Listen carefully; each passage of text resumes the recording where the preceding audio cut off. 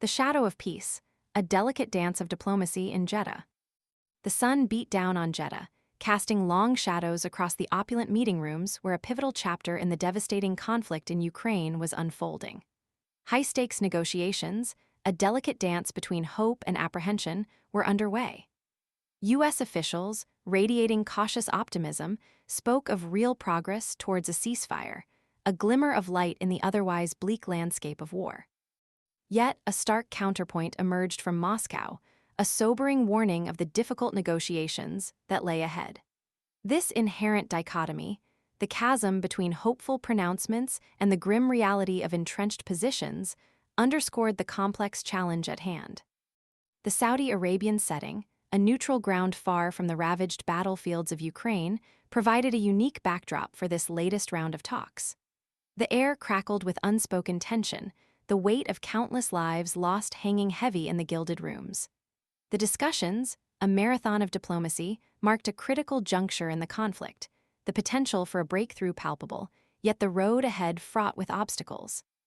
The United States, actively pushing for a comprehensive ceasefire by April 20th, according to Bloomberg, faced the daunting task of bridging the vast gulf separating the positions of Kyiv and Moscow.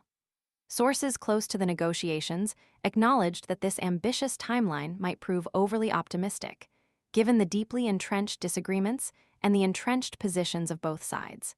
The very possibility of achieving such a swift resolution appeared to be a long shot. The sheer complexity of the situation demanded a measured, patient, and nuanced approach.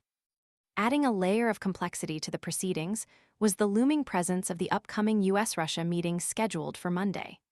This bilateral dialogue, a separate yet interwoven track within the broader negotiations, held the potential to both expedite progress or introduce new, unforeseen hurdles. The outcome hinged on the willingness of both sides to engage in good faith, to prioritize diplomacy over dogma, and to make meaningful concessions. U.S. Special Envoy Steve Witkoff, a key figure in these delicate negotiations, struck an optimistic tone, expressing his belief that Russian President Vladimir Putin genuinely desired peace.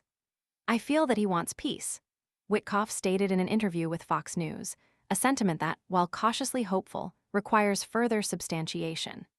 This assertion, while significant, must be weighed against the realities of the ongoing conflict and the significant obstacles to peace.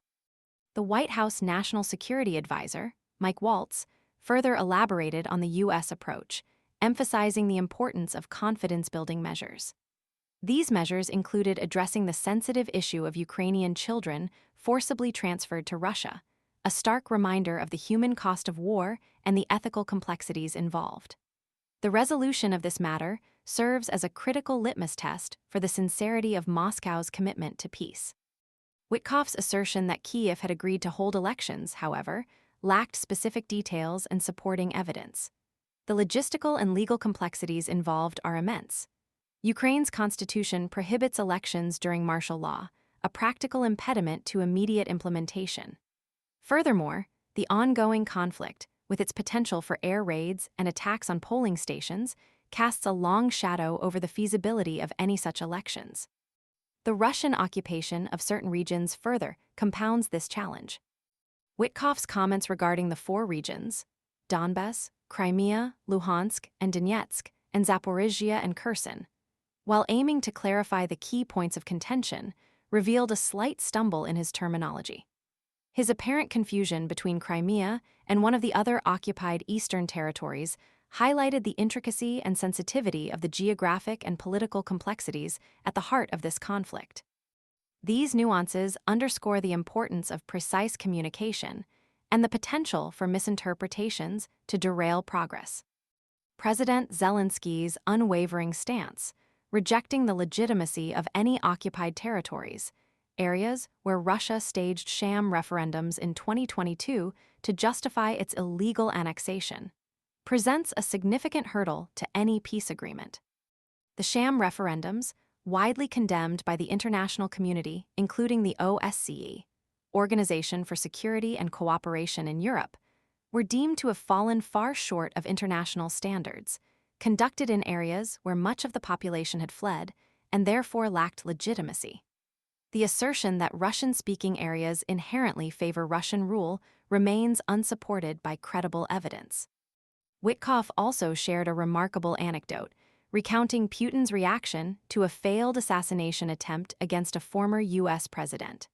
Putin's response, according to Witkoff, was to pray for his friend, highlighting a personal connection that transcends the geopolitical tensions of the current conflict.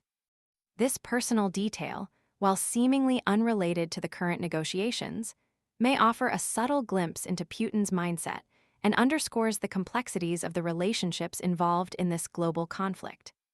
The road to peace remains long and arduous. The Jeddah meetings, while offering a flicker of hope, are merely one step in a protracted process.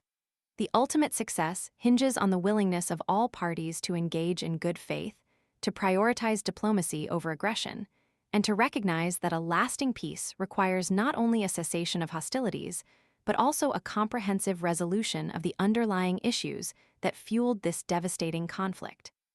The shadow of peace hangs heavy, but the possibility remains, waiting to be seized.